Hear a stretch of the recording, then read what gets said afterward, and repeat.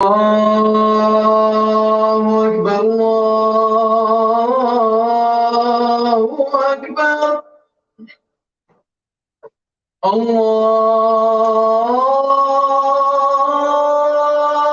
الله أكبر الله أكبر أشهد أن لا إله إلا الله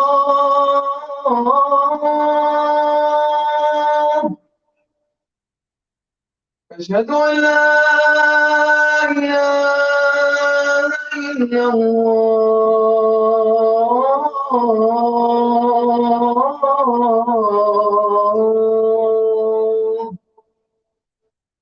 أشهد أن محمدا رسول الله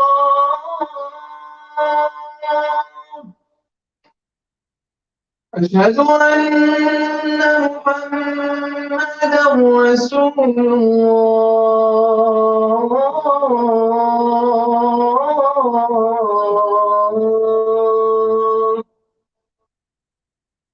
حي على الصلاة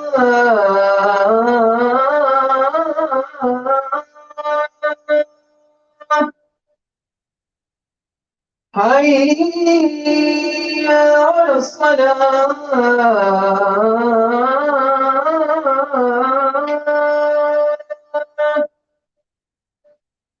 حي على الفلاح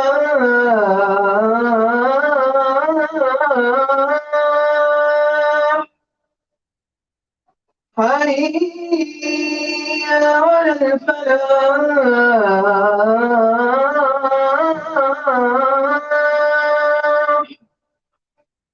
الله أكبر الله أكبر لا إله إلا الله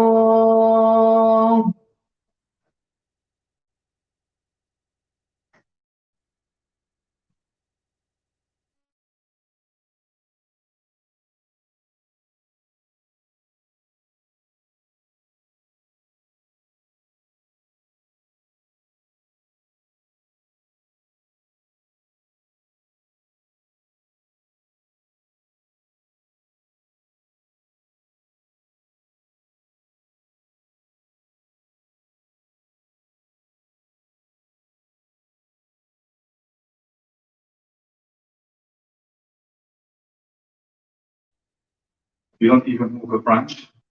وذلك في حديث محمد صلى الله عليه وسلم. So please focus. And sorry if sometimes the khutbah is monotone or not interesting or engaging performance. We try our best, me and my colleague, to do it to the best ability, but it's also part of your sabr, inshallah, will reward you next. The khutbah today is about dua, inshallah, will be a total of over 25 minutes, including the salah, inshallah. الحمد لله نحمده ونستعينه ونستغفره ونعوذ بالله من شرور انفسنا ومن سيئات اعمالنا. من يهده الله فلا مضل له ومن يضلل فلا هادي له. واشهد ان لا اله الا الله واحد احد فرد صمد واشهد ان محمدا عبده ورسوله. يا ايها الذين امنوا اتقوا الله حق تقاته ولا تموتن الا وانتم مسلمون. يا ايها الناس اتقوا ربكم الذي خلقكم من نفس واحده وخلق منها زوجها وبث منهما رجالا كثيرا ونساء واتقوا الله الذي تساءلون به والارحام ان الله كان عليكم رقيبا. Dear sisters, please try your best not to talk while the khutbah, please. And if you're not in the salah, you can go somewhere else because now you are part of the khutbah, or at least try to make it as quiet as possible, please. يا أيها الذين آمنوا اتقوا الله وقولوا قولا سديدا يصلح لكم أعمالكم ويغفر لكم ذنوبكم ومن يطع الله ورسوله فقد فاز فوزا عظيما. أما بعد، فإن خير الكلام كتاب الله عز وجل وخير الهدي هدي محمد صلى الله عليه وآله وسلم وشر الأمور محدثاتها وكل محدثة بدعة وكل بدعة ضلالة وكل ضلالة في النار. The cousin of Abu Bakr, Abdullah ibn Jud'an, He was, in a strange way, the Robin Hood of Quraysh. He used to steal from the rich people and give to the poor. That was his thing. He was very generous, didn't have any money, so he would steal. And sometimes he doesn't just steal, cloaked with the darkness of the night. He would just go and take money by force from people, and he would give it to the poor people. He didn't give it to himself. Abdullah ibn Shura'an. There's lots of stories about how he finally stroked luck and became one of the wealthiest men of Quraysh. Very wealthy.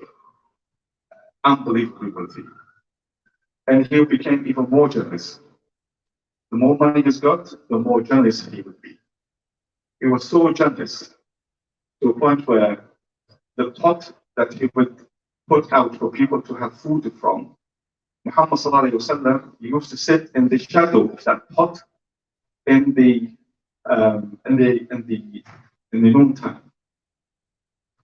He would put out banquets, big massive banquets, and the people of Quraysh would go and eat all of them. And in the hadith of Muslim, Muhammad sallallahu alaihi wasallam said to his people, when you look for Abu Jahl, look for somebody with a scar on his knee. There was one time in Quraysh, back in the days, where we both fighting our way into the banquet of Abdullah ibn Shura'an. I pushed him in the way, he fell, Abu Jahl, and he hurt his knee. And he still have that scar in his knee. He was that generous, Abdullah ibn Shura'an, he would put that banquets. He was so generous once, somebody said, oh, you only give us, whatever food is in Mecca. So he sent 2,000 camelmen mule to Syria to bring beautiful food, premium food, and bring it to Mecca for people to eat.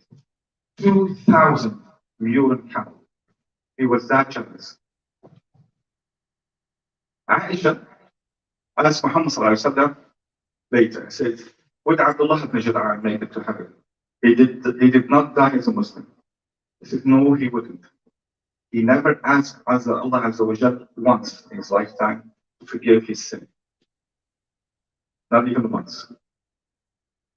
There's two things here to look at. One, those people who are very generous, very good people, we don't know what's the intention of Ibn Shura'an, but let's take it on face value. He was very generous.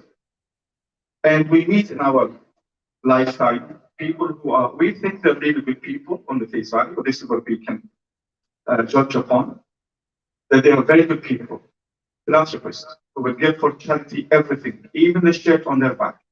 They will just give it to charity. They just want to be good humans. But they don't believe in Allah Azza wa Jal, or if they do, they don't believe in Muhammad sallallahu alaihi wasallam. As far as we know, according to the Quran and Sunnah that we have, unless you believe in Muhammad, in Allah and Muhammad, unless you believe in Allah as one, so that's being the monotheism, Tawheed, and believe in Muhammad sallallahu alaihi wasallam, as far as we know, they don't make it to heaven. Al-Jannah. So then you think, come on, seriously? Really? Come on, they've done all these good deeds. Do you think that you're more just than Allah Azza wa Jal? Do you think that you know more than Allah Azza wa Jal? We get all this debate and they chatter on social media and the private sessions and even with the sheikhs and the ulama says, come on, Allah Azza wa Jal wouldn't put him in heaven. As far as we know, this is our deen. Now, when Allah Azza wa Jal have that person in front of him, he would know what to do with him. He would know how to deal with him. He would know how to reward him. Inna Allah la yubayyi'u ajra man ahsana amala. Al-ayah is very clear. Allah Azza wa Jal will not waste the good deeds of the rewards. Please do not use the phones in the khutbah. Allah Azza wa Jal will not waste the rewards for the good deeds. And the ayah didn't say that you have to be a Muslim. It did not say that. Allah Azza wa Jal is just. He would not waste rewards of the good deeds. So whoever died not Muslim, whether it's going to go to heaven or not, Allahu A'lam. You never know. They are under the mercy of God, Allah Azza wa Jal, and His wisdom in knowing all. Before Al-Kuffar, Al-Hadith Qudsi says, the 3 people will go to the hellfire before anyone else. This is where the hellfire is going to be ignited, become big and big. This is the first coil, if you like, the logs are going to go in. The 3 ones is going to be the one who fought for the sake of Allah, the fought and died for Allah in war, supposedly for the sake of Allah Azza wa Jal. The second was the one who memorized the Quran. The third who gave the people. They were Muslims, but they did it because they were hypocrites. They were asking the people praising. This is before even the kuffar. أول من يسعد بهم النار يوم القيامة. Why? Because Allah Azza wa Jal knows best, knows better. So if you feel sorry for these people who died, and they were good people, before them was Abu Talib. He supported the da'wah, he protected his nephew. 3 years they were under siege. 3 years.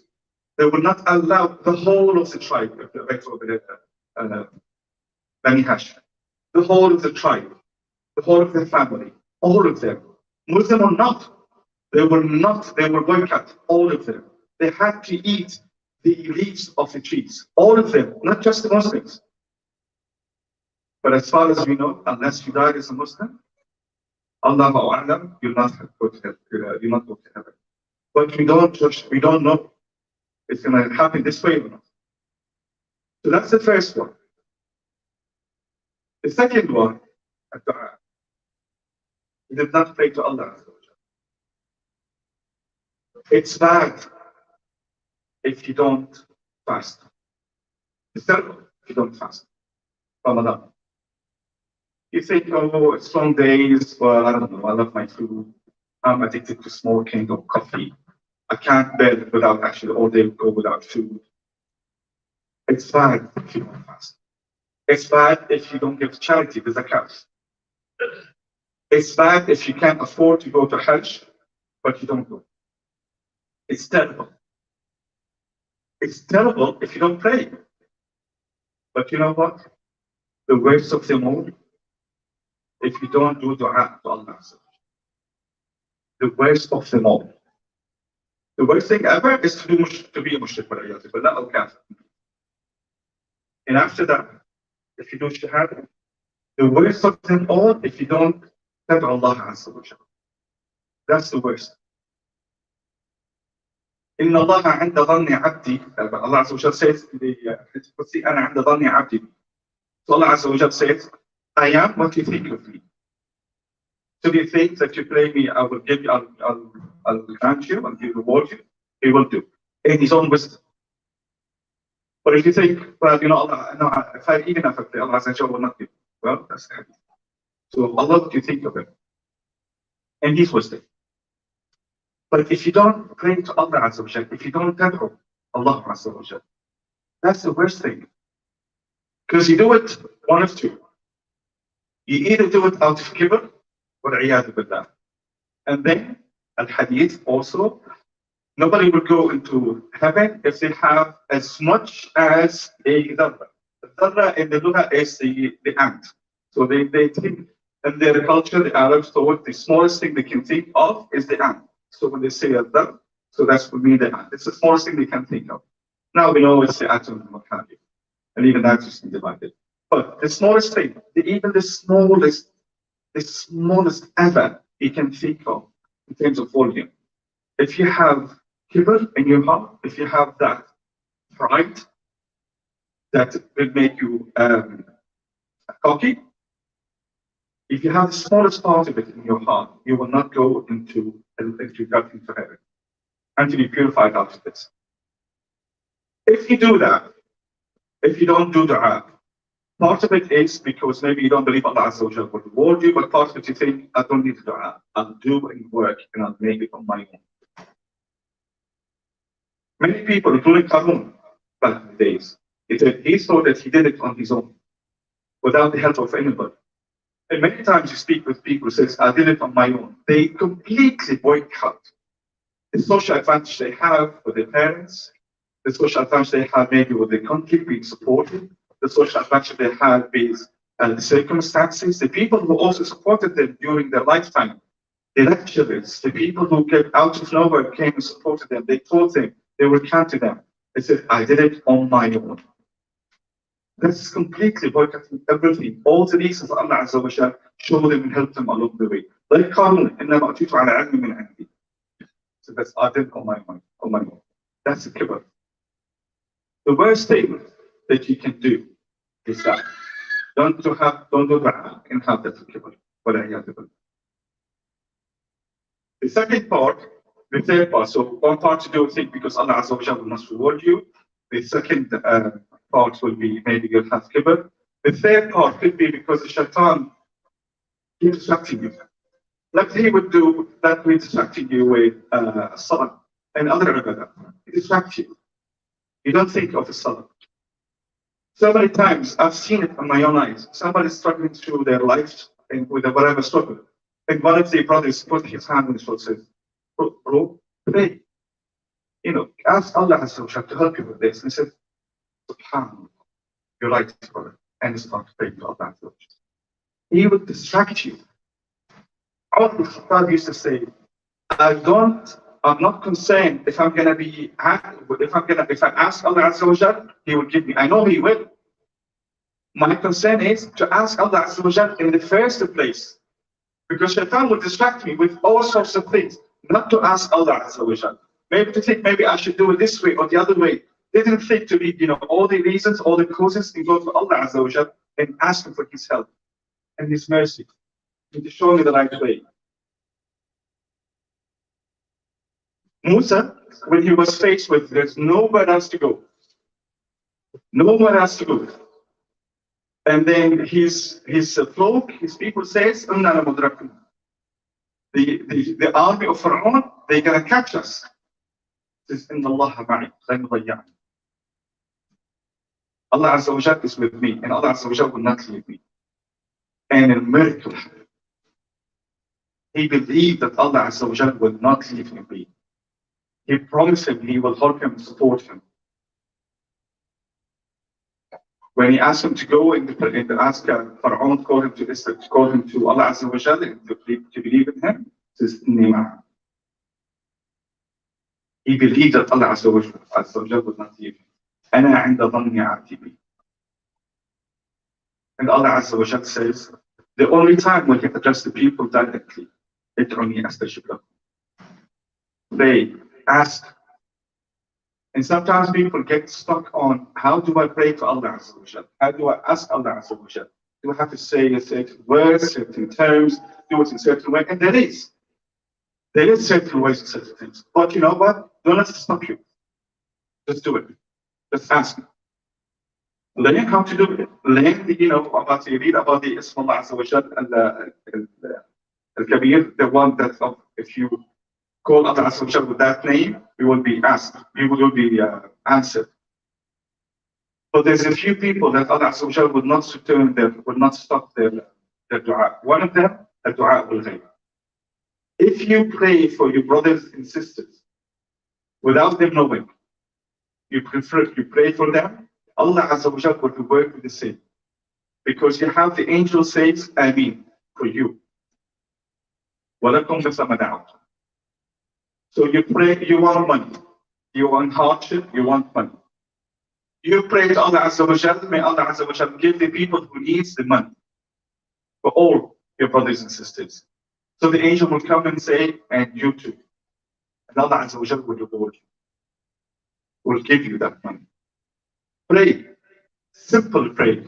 If you don't know, you have a lot of things you want to ask for, but you can't count them. Some people do write them. Write them one by one, name by name. They write them. If you're not that type of person, you can simply just say, تصلي على رسول الله صلى الله عليه وسلم. Just to praise Muhammad صلى الله عليه وسلم. Say peace be upon Muhammad صلى الله عليه وآله وسلم. الصلاة الإبراهيمية محمد وآل محمد. تصلي على محمد وآل. صلي على رسول الله صلى الله عليه وسلم. And Allah Azza wa Jal will give you everything that you need. And that's also in the hadith. In the hadith, one of the Sahabas used to say, I give part of my salah for you, Ya Rasulullah.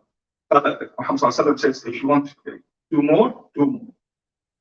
He got to a point where he says, you know what, all my dua will be just a praise with you. He says, Allah Azza wa Jalla will give you everything, will save you the hardship, will give you everything that you need and you want. Without even naming it, just by praising Muhammad. And the rewards are immense, just for doing it, before you even get the actual reward that you want, the tangible rewards. The rewards are straight away immense, because every time you say Salat wa salam ala Rasulullah wa alihi, al-malaika will say to you 10 times for you. And Muhammad will return also to you. So the rewards are immense. Just do dua. Do dua. You're not able to pray, do dua for Allah Azza wa Jalla to show you the way. You need money, do dua for Allah Azza wa Jalla.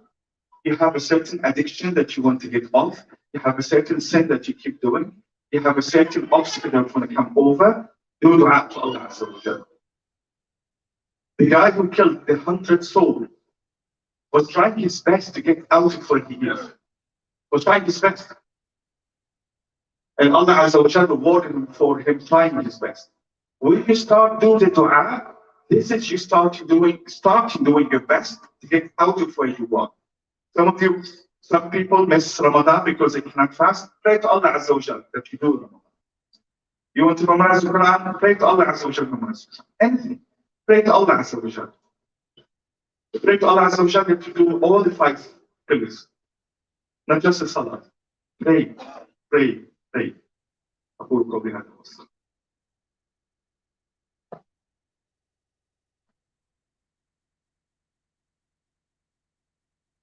بسم الله والحمد لله والصلاة والسلام على رسول الله. إن لله أولياء إذا دعوه أجابه. وقال رسول الله صلى الله عليه وسلم في الحديث، وهو حديث أخرجه الإمام كم من أشعث أغبر ذي تمرين لا يؤبق له لو أقسم على الله لأبره منهم البراء بن مالك. البراء بن مالك أخو الإمام بن مالك الصحابي أنس بن مالك أخوه. وكان بسيط الحال زاهدا بالدنيا، ليس له إلا ثوبين، ثوبين شيء يغطي به، ليس له إلا ثوبين. وكان مقاتلا شجاعا، ولكنه إذا أقسم على الله أبر. أويس القرني، الرسول صلى الله عليه وسلم أوصى صحابته إذا أدركتم أويس فاسألوه أن يستغفر الله لكم. ففعل ذلك عمر، وهو أحد العشر المبشرين بالجنة، وهو الرقم الوحيد الذي وفق من الصحابة ووفق القرآن قوله، حتى ما عندما يخالف قول الرسول صلى الله عليه وسلم يوافق قوله. عمر الذي يقول له الرسول صلى الله عليه وسلم إن الشيطان إذا سلك دربا سلك آخر. إذا سلك عمر دربا فجرا سلك الشيطان دربا آخر. هذا عمر خليفة المؤمنين الثاني، وهو خليفة كان يسأل عن أويس القرني حتى أدركه بوفود الحجاج، فأدركه فسأله أن يستغفر الله له فاستغفر الله له. عندما نقرأ في سيرة أويس نراه مشهورا ببره بوالدته وبزوجته، وولعله أقوى ولا شيء آخر، حتى أن بره بوالدته منعه أن يكون مع الصحابة. عندما دخل أهل اليمن في الإسلام كان أويس معه، وأراد أن يكسر الرسول صلى الله عليه وسلم فيشرب بالصحبة، ولم يستطع لأنه لم يستطع أن يدع أمه لوحده، لم يكن أحد يعتني به، فمنعه بره بوالدته أن يذهب للقاء الرسول صلى الله عليه وسلم. بره بوالدته منعه هذا. تخيلوا، والتزم هذا بكل رضا وصدق، فأصبح من كبار التابعين. ولعله والله أعلم بره بوالدته وزوجته مجتمعين جعلوه كذا. لتكون من الناس الذين إن شاء الله من أولياء الله. الحديث القدسي: عليك بالفروض ثم عليك بالنوافل.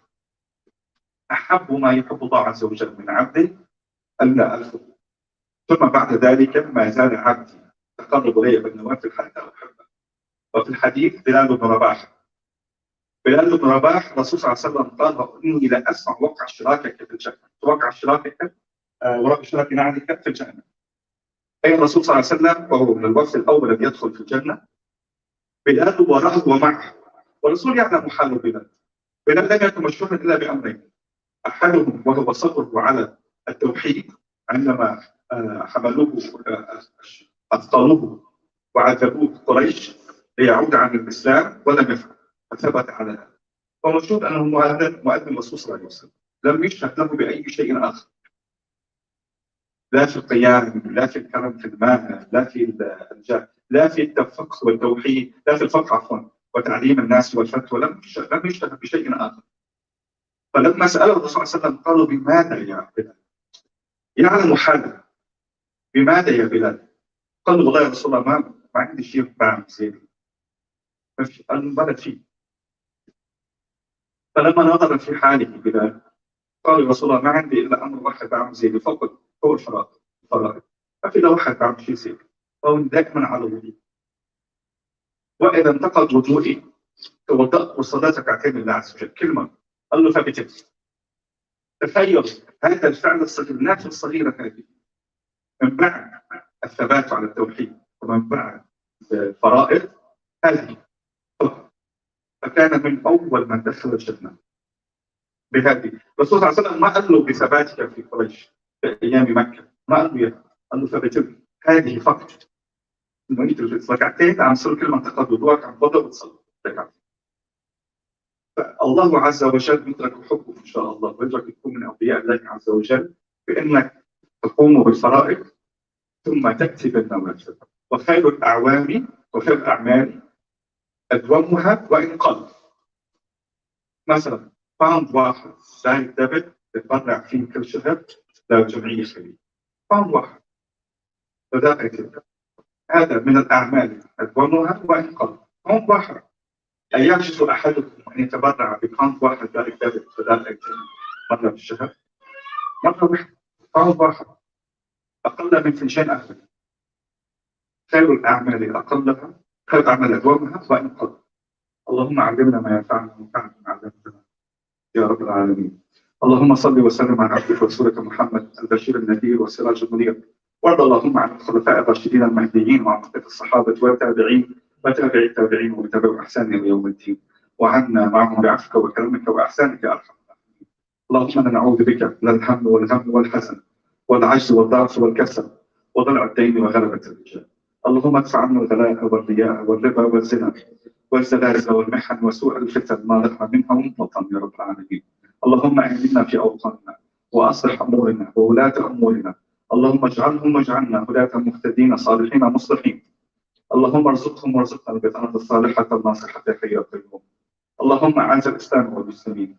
اللهم اعز الاسلام والمسلمين. اللهم اعز الاسلام بالمسلمين، وارفع اللهم الظلم عن المظلومين وعن المستضعفين في كل بلد ومكان يا رب العالمين. اللهم يا مقلب القلوب ثبت قلبنا على دينك. اللهم ثبتنا على قولك الثابت في الدنيا، في الحياة الدنيا وفي الآخرة. ربنا لا تؤاخذنا إن نسينا واخطأنا. ربنا ولا تحمل علينا أصلا كما حملت على الذين من قبلنا. ربنا ولا تحملنا ما لا طاقة لنا به. واعف عنا واغفر لنا وارحمنا، أنت مولانا فانصرنا على القوم الكافرين. عباد الله، إن الله يأمر بالعدل والإحسان وإيتاء ذي القربى وينهى عن الفحشاء والمنكر والبغي يعظكم لعلكم تذكرون. اذكروا الله العظيم اذكركم واشكروه يزدكم وذكر الله اكبر والله عما تصنعون.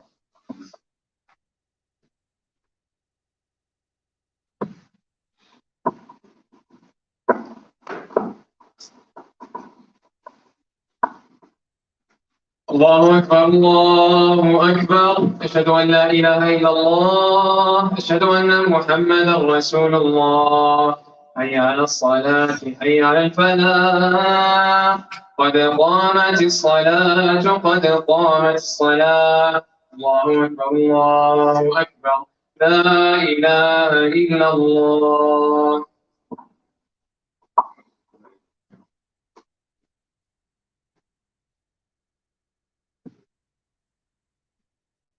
Straight the lines. I always encourage everybody to bring their children to the masjid. Even if they were just toddlers, they don't understand anything, and maybe they can make some noise. It's fine. Some people complain that they can't have khushu' while there's that noise going in the background. But subhanAllah, Sahaba used to have the khushu' no matter what. One of the Sahabas in one of the famous stories, he had his leg being amputated while he's doing the salah because he was so much into khushu'. He was so much into khushu' that his own leg was amputated, he did not feel it. He was completely somewhere else. Not just into the noise of a toddler in the background. And Muhammad ﷺ used to pray in the Hassan al Hussein on his back. And wouldn't even disturb them by actually getting out of his sujood. And when the Sahaba asked what happened, that something happened on the sujood, he said, no. Simply Hassan al Hussein was playing on my back and who disturb him. So it's all our responsibility to persevere while there's children in the mosque and while they're making all these nuisance, not conforming to the adults, the way the adults will behave in such places. It's fine. It's our responsibility to make this place accessible, welcoming for the children. And it's also our collective responsibility as a community to support our brothers and sisters who bring the children here so we can all share that, inshallah. Yes, they can be distracted, they can be, sometimes so much noise, but it's fine. Persevere. And the khushu' doesn't actually ask you to say, to go in a place where there's no noise. Sahaba did it before you. If you can, just have that khushu', inshallah, and qiyamah. But this is a space of everybody. We want the children to come, so we want them to become part of the masjid, so they grow up with the love of the mosque in their hearts. Rather than say, don't come to the mosque before you can conform to the adult's way of behavior. Do not do this. Be part, inshallah, of your ajr. And for the mothers, don't worry if your child is making that noise. It's okay. Just go with the praise. It's all our responsibility just to persevere through this. Jazakumullah.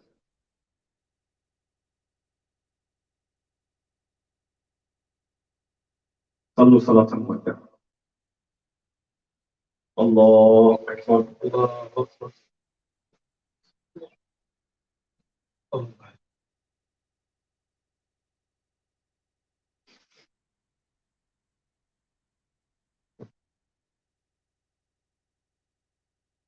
الحمد لله رب العالمين الرحمن الرحيم مالك يوم الدين إياك نعبد وإياك نستعين اهدنا الصراط المستقيم صراط الذين أنعمت عليهم غير المغضوب عليهم ولا الضالين.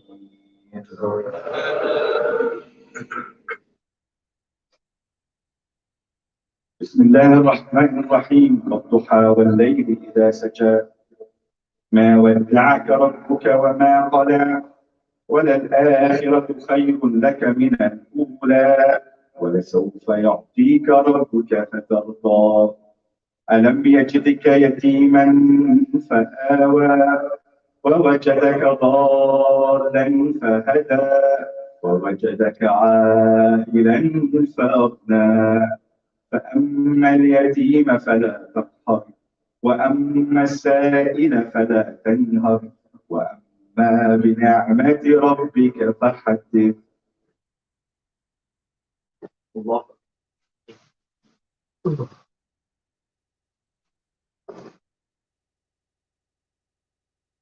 سمع الله لمن حمده.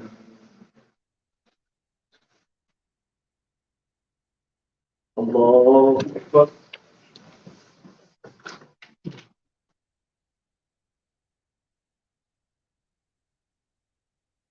الله أكبر.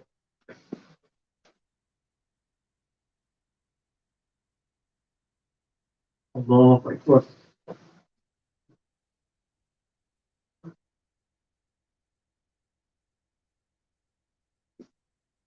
الله أكبر.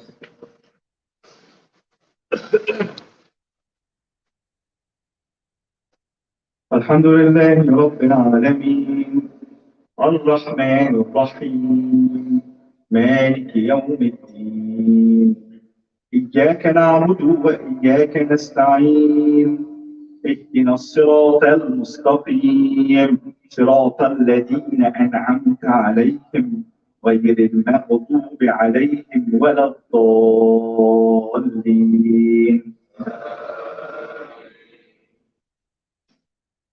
بسم الله الرحمن الرحيم. قل هو الله أحد الله الصمد لم يلد ولم يولد ولم يكن له كفوا أحد. الله أكبر.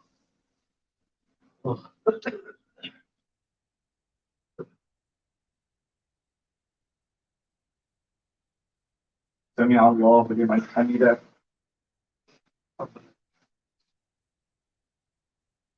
الله أكبر.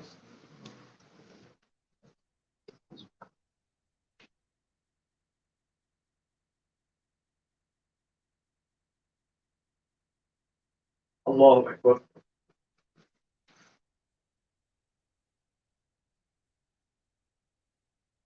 الله أكبر.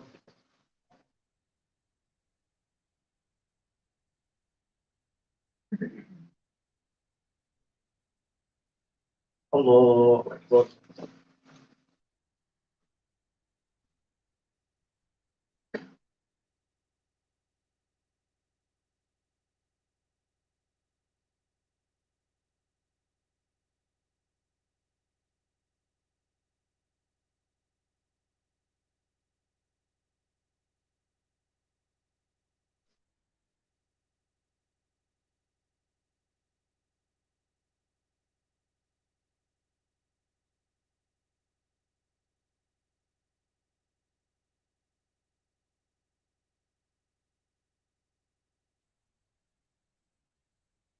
السلام عليكم ورحمة الله.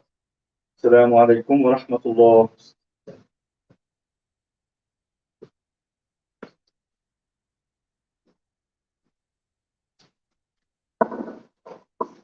One of the good things, inshallah, about Jum'ah is the Sa'at al-Istijaba, so the time of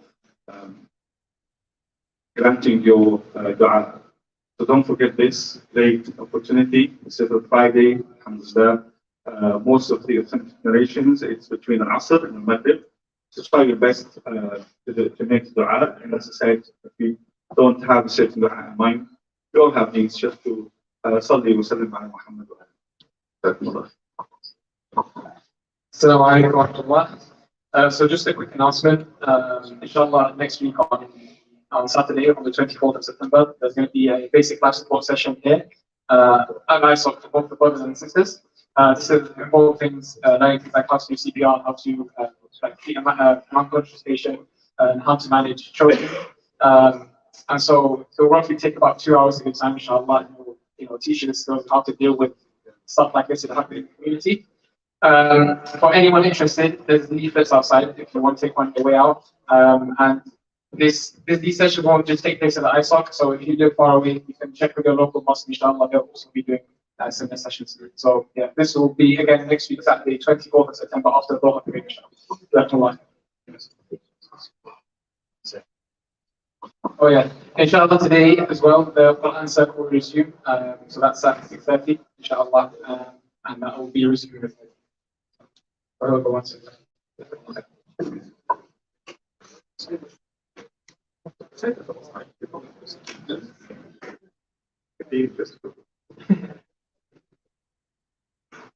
And just in addition, you will get certificates for the training to do it in the basic basketball session. So yeah.